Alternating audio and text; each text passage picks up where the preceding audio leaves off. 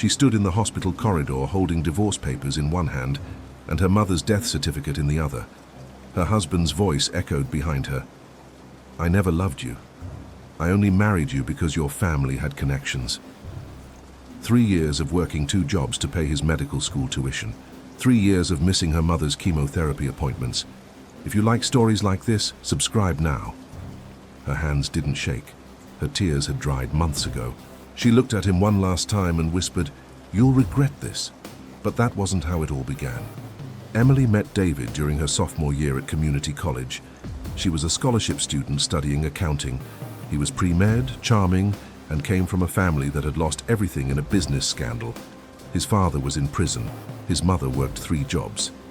Emily saw his pain and wanted to help. "You're too good for this place," David told her one evening at the library. "You deserve better." She believed him. She always believed him. When David got accepted to medical school, Emily made a decision that would define the next 3 years of her life. She dropped out of college to work full-time. David needed tuition money. His mother was exhausted. Emily told herself it was temporary. She'd finish her degree later. Her own mother, Susan, was diagnosed with stage 2 breast cancer that same month. "Emily, you can't do this," Susan said weakly from her hospital bed. "You can't sacrifice your future for him." "Mom, I love him. He'll do the same for me when he becomes a doctor." Susan looked away. She knew better. Emily worked as a cashier during the day and cleaned offices at night. She sent David money every month, $2,000, sometimes more. He texted her occasionally. "Thanks, babe, studying hard, love you." Her mother's condition worsened. Emily couldn't afford to take time off. She missed chemotherapy appointments. She missed the doctor's consultations. David never asked about Susan, not once. "Why doesn't David ever visit?" Susan asked one night, her voice barely a whisper. "He's busy, Mum. Medical school is intense." "He should be here. You're killing yourself for him."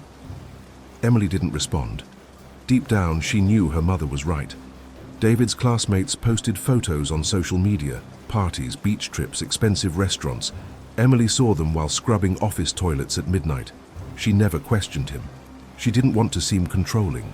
One evening, Emily received a call from the hospital. Her mother had collapsed. She rushed there after her night shift, still wearing her cleaning uniform. David didn't answer her calls. Susan died 3 days later. Emily was alone in the hospital room. She'd spent 72 hours by her mother's side, sleeping in a plastic chair, eating vending machine food. David texted her once during those 3 days. "Sorry, can't talk. Exams coming up." Emily paid for the funeral with the money she'd been saving for David's next tuition payment. She didn't tell him. 1 week after the funeral, David called. "Emily, I need $3,000. There's a research opportunity that could change my career." Her voice was hollow. "I don't have it. I used it for my mother's funeral." Silence. Then, "You spent my tuition money on a funeral?" "My mother died, David." "I understand that, but you should have asked me first. This research opportunity is important." Emily felt something break inside her, not her heart, something deeper, something that held her entire identity together. "I'll get you the money," she whispered. She took out a high-interest loan the next day. David graduated top of his class. Emily attended the ceremony wearing the same dress she'd worn to her mother's funeral. It was the only formal clothing she owned. David's entire family was there. His mother hugged him and cried. His aunts took photos. Emily stood in the back, invisible. During the reception, Emily overheard David talking to a classmate. "Yeah, my girlfriend supported me financially. She's great. But honestly, I'm ready to move on. She's not really, doctor's wife material." Emily's blood turned to ice. That night, David told her he'd been accepted to a prestigious residency program across the country. "I think we should take a break," he said casually, as if discussing the weather. "Long distance won't work." "A break?" "Yeah, you understand, right? This is a huge opportunity for me." Emily stared at him. 3 years, her education, her mother's final months, all of it for this moment. "I gave you everything," she said quietly. "And I appreciate that, but we both knew this was temporary." "Temporary?" David sighed, annoyed. "Emily, Be realistic. You're a college dropout who cleans offices. I'm about to be a doctor. We were always in different leagues." He left that night. No apology, no gratitude. Just gone. Emily sat in her empty apartment surrounded by bills and loan statements. She'd sacrificed everything, and he'd taken it all without a second thought. She didn't cry. She couldn't. There was nothing left inside her to break. Emily returned to work the next morning. Her hands moved mechanically through her tasks. Cashier, office cleaner, sleep, repeat. But something inside her had fundamentally shifted. She started researching at night, how to finish her degree online, accounting certifications, CPA requirements. She had $7,000 in debt from David's tuition and her mother's funeral. She needed a plan. Her co-workers noticed the change. "You okay, Emily?" asked Marcus, the evening security guard. "I'm fine." She wasn't fine, but she was focused. Emily enrolled in online courses while working both jobs. She slept 4 hours a night. She stopped eating lunch to save money. Every dollar went toward debt payments or tuition. 6 months later, David called. "Hey, Em, how are you?" Her voice was flat. "What do you want?" "I miss you. Maybe I made a mistake. Can we talk?" "No." She hung up. She didn't block his number. She wanted him to know she'd chosen to disconnect, not that she was running away. David texted her sporadically over the next few months. Each message was a variation of the same theme. He was stressed, he missed her, maybe they could work things out. Emily never responded. She was too busy studying. She passed her first certification exam on the anniversary of her mother's death. She took the test in a public library because she couldn't afford the testing center fees. When she saw her passing score, she didn't celebrate. She just opened her next textbook. 1 year after David left, Emily got a job as a junior accountant at a mid-sized firm. The pay was modest, but it was salary, not hourly. She could finally sleep more than 4 hours a night. Her manager, Patricia, was a sharp woman in her 50s who'd built her career from nothing. "You remind me of myself," Patricia said during their first one-on-one meeting. "Hungry, determined. What are you running from?" "Not from," Emily said quietly. "Toward." Patricia smiled. "Good answer." Emily worked obsessively. She took every difficult assignment. She stayed late. She studied tax codes on weekends. Her colleagues thought she was odd, antisocial. They didn't know she was building something they couldn't see. She still didn't know that her silence was about to become her greatest weapon. 2 years after David left, Emily passed her CPA exam. She'd paid off half her debt. She'd been promoted twice. She was making $60,000 a year. Not much, but more than she'd ever imagined. David sent her a friend request on social media. She accepted it. She wanted him to see what she was building. One evening, Patricia called her into her office. "Emily, I'm leaving the firm to start my own practice. I want you to come with me as a partner." Emily's heart stopped. "Partner? 20% equity to start. You've earned it." Emily couldn't speak. A partnership. At 26 years old, she said yes. The new firm specialized in forensic accounting, investigating financial crimes. Emily discovered she had a talent for finding hidden money, reconstructing destroyed records, and identifying fraud patterns. She was good at it because she understood betrayal intimately. 3 years after David left, Emily's firm was hired by a major hospital network to investigate billing irregularities. It was a 6-month contract worth hundreds of thousands of dollars.